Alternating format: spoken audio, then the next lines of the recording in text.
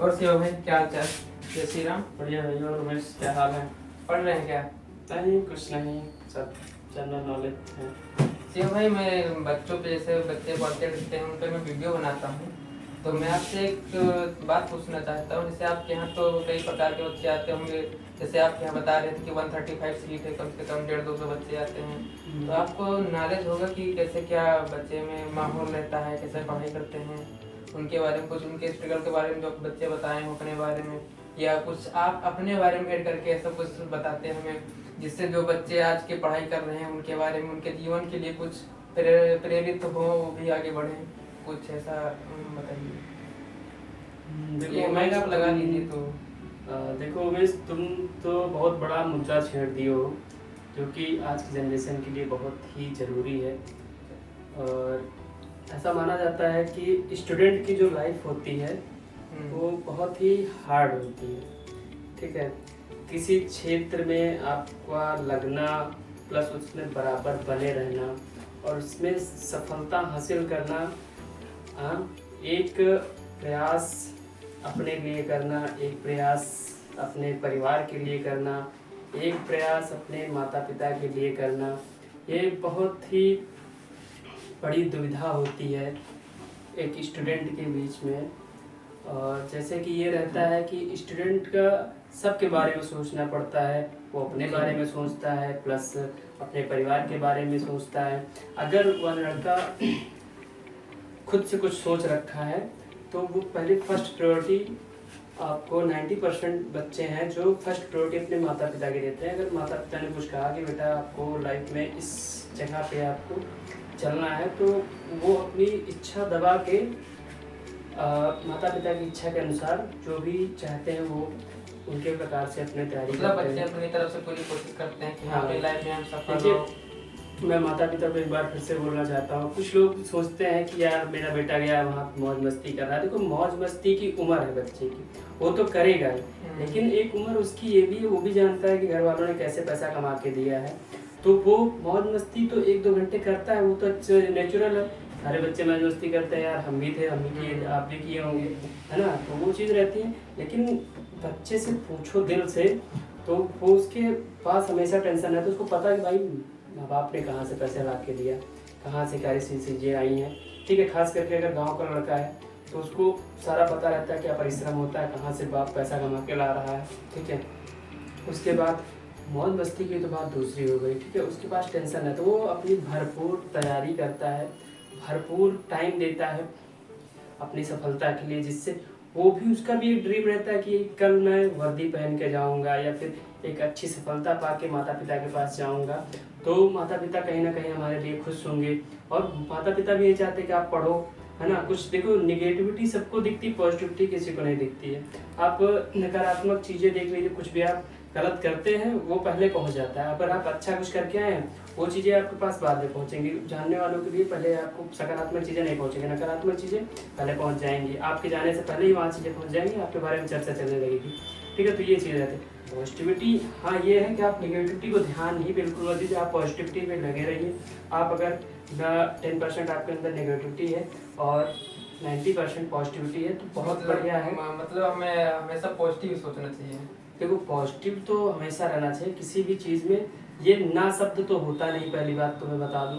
देखो, किसी चीज़ में करने के लिए ना होता नहीं, 90% हाँ ही होता। अगर आप कुछ करना चाहते हैं, कुछ ठान लेते हैं, तो वो चीज़ आपके जीवन में होती रहती है। ठीक है, और मैं बता दूं, देखो स्टूडेंट के बारे में आपने पूछा, तो यहाँ पे कई प्रकार के स्टूडेंट आते हैं। जैसे कि मैं अगर उनके ड्रीम की लेके बात करूँ तो ड्रीम में आते हैं, जैसे कोई यूपीएससी की तैयारी कर रहा है, कई बच्चे नीट की तैयारी कर रहे हैं, कोई नेट जेआरएफ की तैयारी कर रहा है, कोई पीजी की तैयारी कर रहा है, कोई सिविल सर्विसेज कर रहा है, और कोई पीसीएस या फिर एक्सेट्रा लेखपाल, एसआई वगैरह वगैरह जो भी हैं सारी चीज़ें। तो जो आईएएस बनने के लिए जुनून होना चाहिए, वही जुनून एक, आपको मैं बता दूं, वही जुनून एक जो वनडे एग्जाम होता है, आपको लेखपाल हुआ, एसआई, वो वही जुनून जो यूपीएससी की तैयारी करता है उसके अंदर जितना जुनून, उतना ही जुनून उसके अंदर भी होता है जो कांस्टेबल की, हाँ, जो कांस्टेबल की तैयारी करता है। क्योंकि उसे ये नहीं पता है कि देखो इतना एफर्ट्स अगर तुम यूपीएससी पे दोगे तो यूपीएससी भी निकल जाएगी। अगर वही इतना एफर्ट वो एसआई पे दे रहा है, यूपी पुलिस पे दे रहा है, तो एफर्ट उतना ही दे रहा है, भले 1-2 घंटे का इधर उधर फर्क हो। क्योंकि भाई देखो उसमें जो है यूपीएससी काफ़ी कड़ा विषय है, उसमें सारी चीज़ें तुमको देखनी पड़ती हैं, ठीक है। तो मैं ये तो नहीं कहूँगा कि यूपीएससी के बेस पे तैयारी करता है, लेकिन टेंशन जो माइंड में टेंशन रहता है वो यूपीएससी के बराबर रहती है। आप किसी भी वनडे एग्जाम वाले से पूछ ले, उतनी टेंशन अगर वो जी जान से लगा है तो उतनी टेंशन रहती है, ठीक है। और जैसे कुछ बच्चे आते हैं, अब वो ज्वाइन कर रखे हैं तो बोलते हैं कि भैया ऐसी ऐसी प्रॉब्लम है।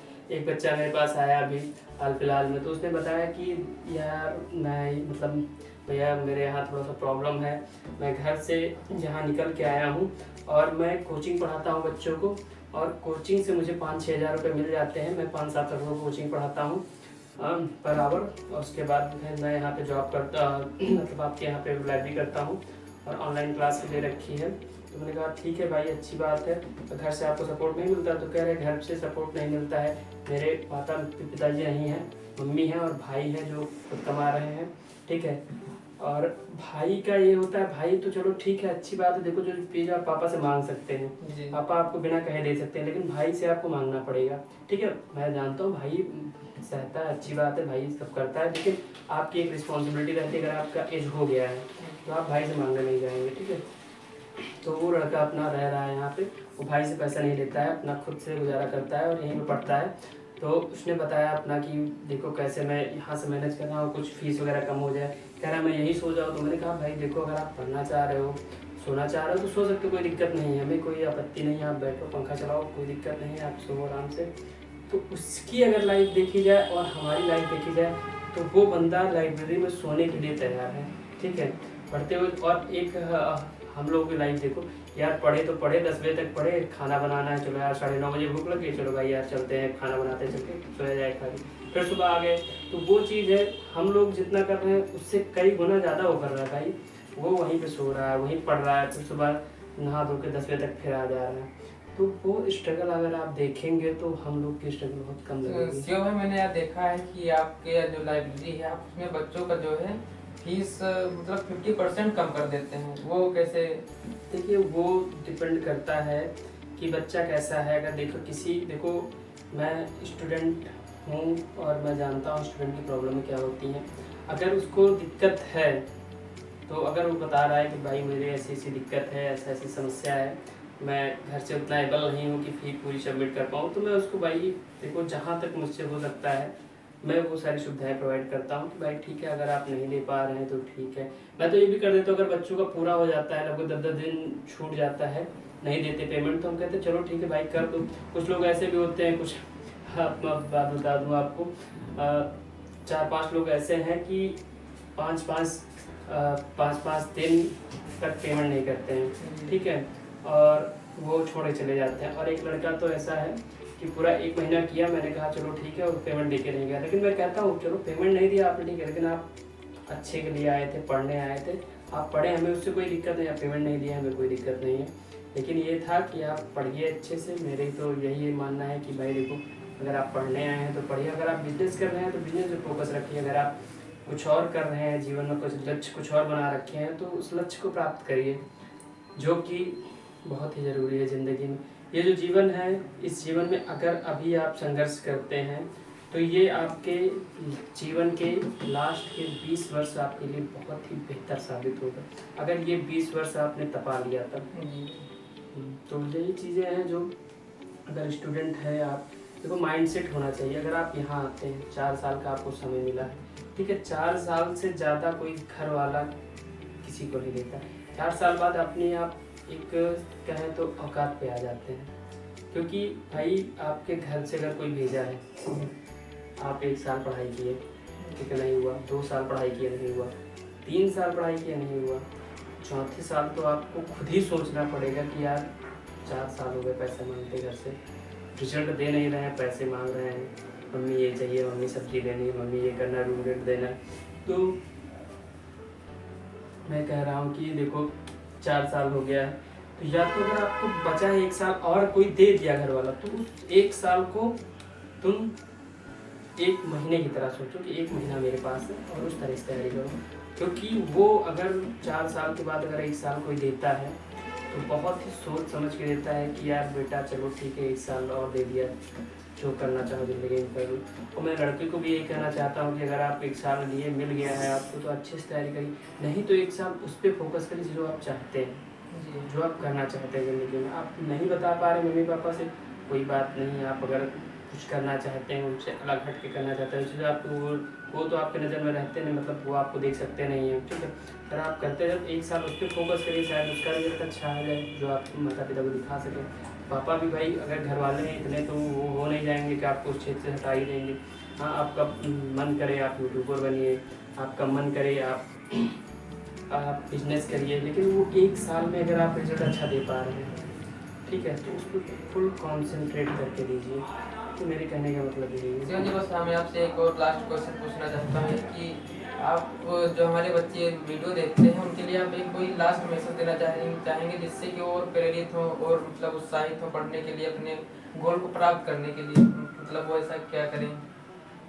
ठीक है, आपने कहा कि बच्चों को प्रेरित करने, देखो मैं कोई प्रेरित करने वाला कुछ होता नहीं हूँ, लेकिन मैं लास्ट में ही कहना चाहता हूँ कि देखिए बच्चों, लाइफ मिली है आपको बहुत, अगर हिंदू धर्म में कहें तो 84 लाख योनियों के बाद आपको ज़िंदगी मिली है, ठीक है। आप 84 लाख योनियों के बाद आप मनुष्य का जीवन पाए हैं, ठीक है। तो मनुष्य का जीवन तो आपको मिल गया है, अच्छी बात है, लेकिन मनुष्य के जीवन में संघर्ष बहुत महत्वपूर्ण होता है। संघर्ष ही दिखाता है जीवन कैसे जिया जाता है, ठीक है। तो देखो, आपके मम्मी पापा आते हैं, ठीक है, तो आप अच्छे से कमरा सजा देते हैं, गंदगी साफ कर देते हैं और किताबें कपड़े से पोंछ के अच्छे से रख देते हैं उनके सामने कि ऐसा लगे कि मम्मी मैं पढ़ रहा था, कह सको आराम से। देखो ये चीजें आपके दिखावा नहीं करनी चाहिए भाई। नहीं, हाँ वो बात से दिखावा नहीं करनी, ये समय केवल एक समय के लिए अच्छा होता है, ठीक है। आप आ जाए, पापा आए, भैया आए आपके, आपने दिखा दिया भाई मैं तो पढ़ रहा था, ठीक है, वो आपने उनको दिखाया है, ठीक है। अपने अंतरात्मा से पूछे आपने किसको दिखाई, जिंदगी का आपका चैप्टर है, आपका चैप्टर क्लोज हो जाएगा, ठीक है। आपका दिखा चैप्टर आप जो कर रहे हैं वो करिए। और माता पिता इतने संघर्ष के से आपके ऊपर पैसा लगाते हैं, आपको तरक्की की राह पे लगते हैं, तो आपको चाहिए कि आप अच्छे से पढ़ाई करें, अच्छे से अपने काम पे फोकस करें। जो भी आप कर रहे हैं, जिस चीज़ की भी तैयारी कर रहे हैं, आप सिविल सर्विसेज की तैयारी कर रहे हैं, वनडे एग्ज़ाम की तैयारी कर रहे हैं, SI की तैयारी कर रहे हैं, कांस्टेबल की तैयारी कर रहे हैं, तो मैं ये कहना चाहता हूँ कि देखो यार, आपका मन लगता नहीं है तो एक बार अपने माता पिता की फ़ोटो, आप टेबल पे बैठते हैं, आप लाइब्रेरी में बैठते हैं, आप एक फ़ोटो माता पिता की, मम्मी पापा की छोटी सी लेके रख के सामने आप रख लीजिए, थोड़ा सा देख के उसको सोचिए कि इस चेहरे की खुशी कब बढ़ेगी, जब मैं जाऊंगा घर, तब वो मेरे चेहरे के चमक को देख के उनकी आंखों से अगर आंसू ना निकले तो आपको कैसे पता चलेगा? देखो, माता पिता आपके लिए इतना करते हैं, आप उनके लिए इतना नहीं कर सकते?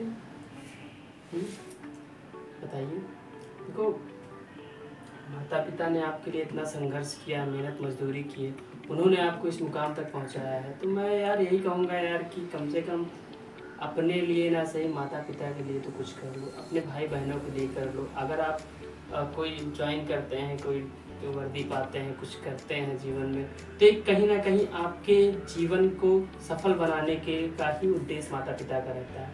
कोई आपको गलत राय नहीं देता, अगर आपसे बड़ा है, आपके परिवार का, आपका हितैषी है, तो आपको कोई का अच्छी राय देगा, गलत राय नहीं देगा। बस भाई यही सब है। क्या देखो, आप सब बच्चे बड़े हो गए हैं, जानते हैं, ठीक है, मेरे कहने से कुछ नहीं होता है, खुद को दिल में उतारिएगा आप कि आप माता पिता के लिए क्या कर रहे हैं, क्या नहीं कर रहे हैं, क्या वो सोच रहे हैं, क्या और आप क्या कर रहे हैं, ठीक है, ये चीज़ आप नोटिस करिए। ठीक भाई, बहुत बहुत धन्यवाद आपका, बहुत कीमती समय देने के लिए। चलते हैं हम। जय श्री राम। जय श्री राम भाई। जय हिंद। जय हिंद।